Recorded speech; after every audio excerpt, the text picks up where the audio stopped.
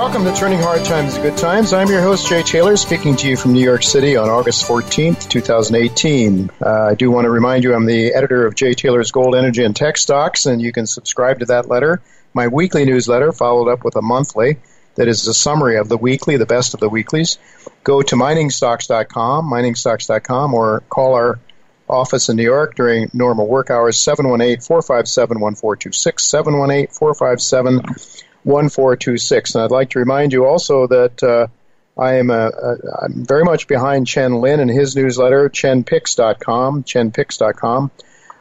Chen has done exceptionally well for his subscribers and for his family as an investor.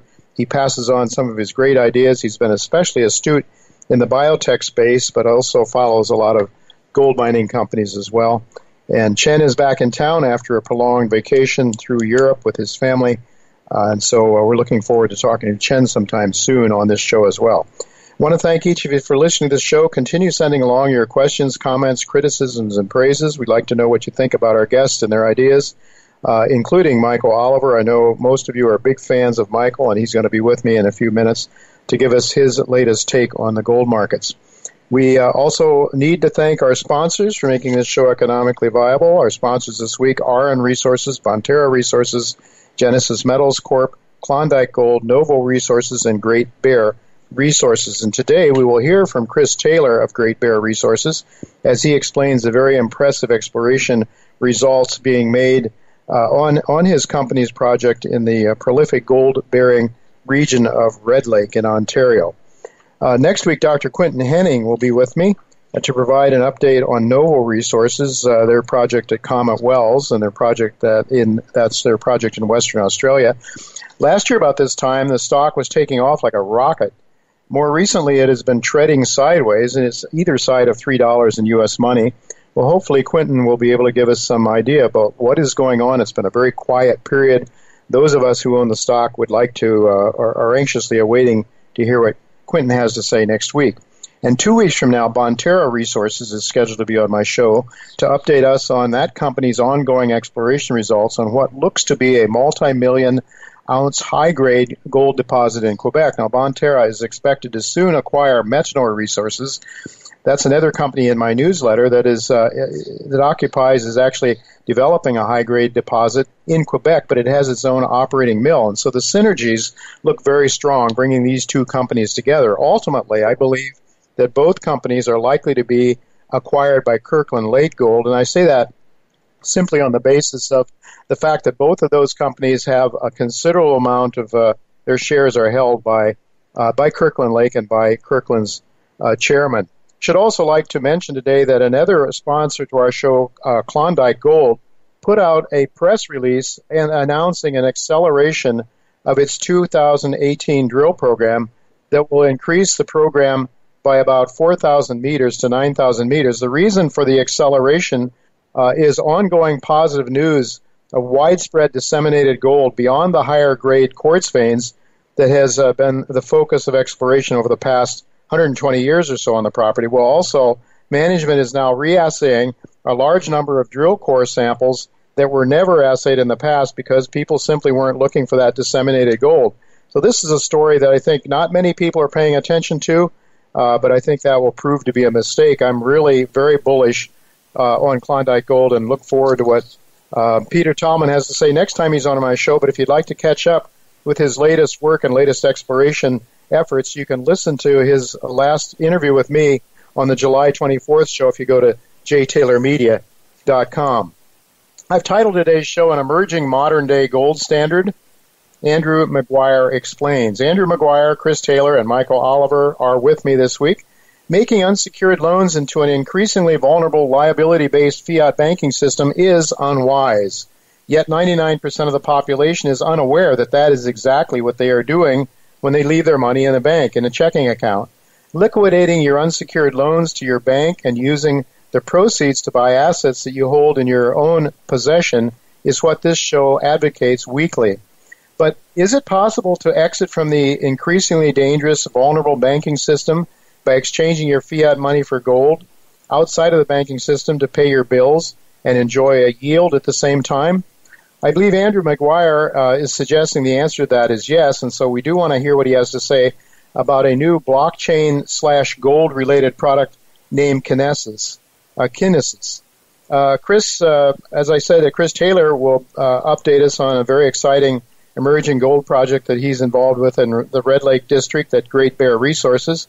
But right now, I'm really happy to tell you that Michael Oliver is with me once again to talk about gold and other related markets. And thank you for joining me again, Michael. Hi, Jay. Good to be back. Really good to have you back. I should tell our listeners before we go any further, it's OliverMSA.com, OliverMSA.com to catch up with Michael and all that he's doing. Well, Michael, last week you suggested that you would like to see gold actually get taken down to below $1,200, which you thought it needed to do before we had a significant rally to the upside. Now that has happened. Today I saw before the show a little while ago it was about $11.94 on the cash market anyway. I think $1,200, a little over $1,200 in the December futures. But what are your thoughts now that gold has really gotten the shellacking?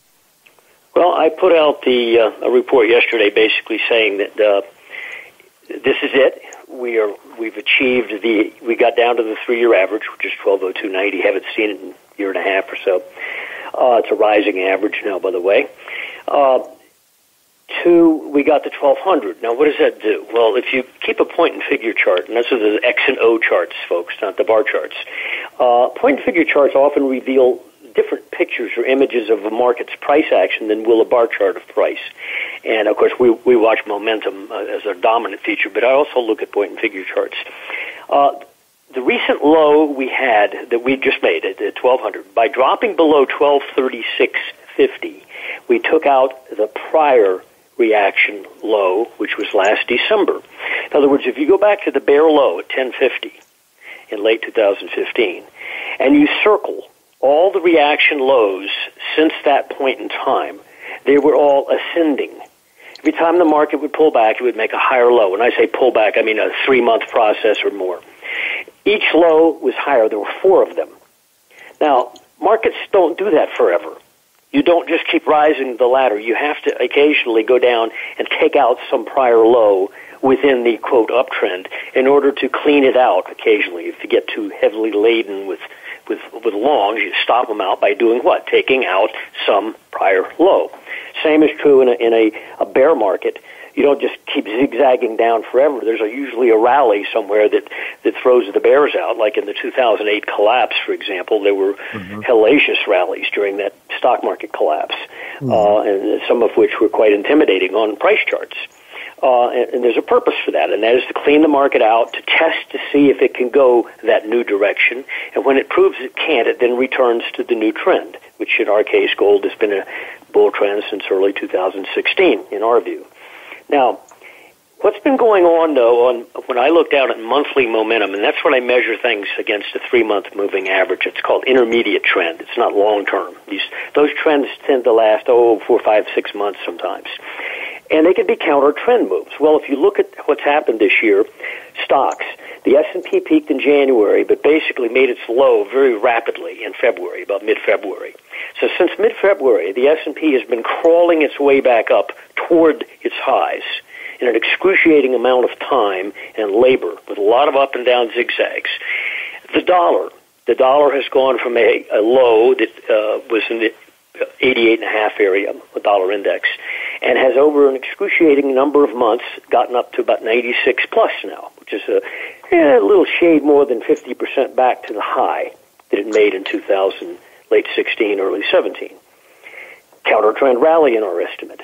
S&P rally, we think, is a counter-trend rally. We think that February break did serious damage to long-term momentum, and the rally is allowed, but it is counter-trend. Gold, we think the long-term trend is up, but the recent, since the January-February peaks this year, which were both above 1350, we finally got a downtick on the point-and-figure charts to 1200, which allows you to put 3 down circles, sort of $50 by 3-block reversal point-and-figure. So what? Well, when you look at the point-and-figure chart, it didn't take out any prior low. It only did it on the bar chart. And in the process of putting the downticks on the point-and-figure chart, you set up a dual set of highs at 1350. So a point-and-figure guy looking at his chart says, oh, my goodness, we have a potential now for a triple-top breakout by having the downticks occur. But you can't set the triple top breakout up, meaning go above 1350, without having the 50 by 3 pullbacks. Okay. So from a point and figure guy, it's a positive pullback. From a price point of view, oh my gosh, it looks terrible. I go with the point and figure guy. Momentum says it's old on the downside, and I think if the bears don't tear this thing up right away and it starts to move $10, $20 off this low, I think you'd see in your low. And I think that needs to occur, by the way, in the next week or two. And my suspicion is it will. Mm-hmm. Okay? All right. Well, today, of course, it's sort of meandering around. How did you term it before we came on? It's like a inside day. It's slightly up for the day. It'll settle up several dollars, but it's inside yesterday's big down day, and so it's a tiny little question mark day. Whereas after a big down day, you produce this nothing day, which is an indication of some doubt.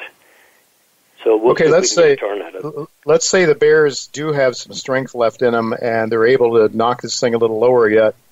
What sort of number would you need to see right now, at this point in time? What sort of number would you need to see on the downside to cause you to go neutral? 1175. 1175, okay. Spot gold. All right. Yeah. 1175 I spot. put that out in the report yesterday. But I suspect if they don't get that done right away, like in the next few days, instead if we grind to a halt here and start flipping up $10, $15 or so from this low, you're in the process of the turn. So it's not the time to sell out of your gold stocks and your gold bullion, not the time to give up and go to the dollar full-fledged, I guess? No, not if you're a long-term investor. Absolutely. No. Yeah, interesting. All right, well, we'll have to wait and see. There certainly are very interesting markets. And, Michael, what I appreciate is you're giving us an objective view based on what the markets are telling you, not on what you think should happen. So many of us, yours truly included, we have a predetermined notion of what should happen in the markets, but they rarely do happen the way, or at least the time, one thinks they should happen. So it's better to go with the reality, and that's why I appreciate your work so much.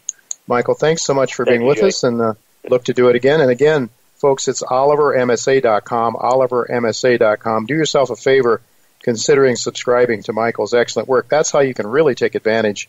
He puts out so much material, so much more than you ever hear on this show. And if you're a serious investor, I think you owe it to yourself to consider subscribing.